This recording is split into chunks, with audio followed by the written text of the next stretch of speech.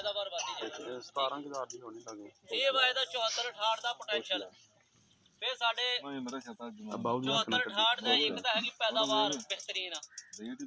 ਦੂਜੀ ਇਹਦੀ ਖੂਬੀ ਇਹ ਵਾ ਕਿ 74 68 ਦਾ ਜਿਹੜੀ ਛੱਲੀ ਦਾ ਰੰਗ ਆ ਨਾ ਉਹ ਗਹਿਰਾ ਸੁਰਖ ਹੁੰਦਾ।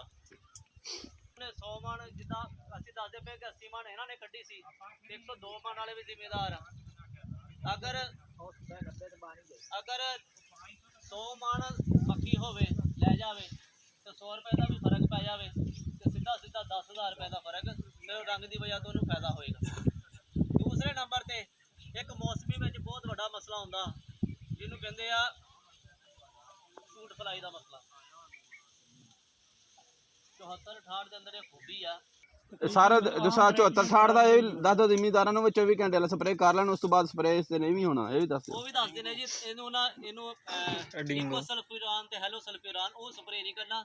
ਬਾਕੀ ਗੈਂਗ ਵੀ ਤੇ ਸਲਾਬੀਨ ਤੇ ਰੰਗ ਦੀ ਵਜ੍ਹਾ ਤੋਂ ਇਹਨੂੰ ਵੀ ਰੇਟ ਮੌਸਮੀ 'ਚ ਅੱਛਾ ਲੱਗੇਗਾ। ਇਹ ਦੋ ਬੀਜ ਆ ਜਿਹੜੇ ਅਸੀਂ ਨਵੇਂ ਦਿੱਤੇ ਆ। ਇਹਦੇ ਨਾਲ ਰੇਟ ਦੇ ਵਿੱਚ ਸਾਡਾ ਇੱਕ 77 ਵੀ ਆ ਜਾਂਦਾ।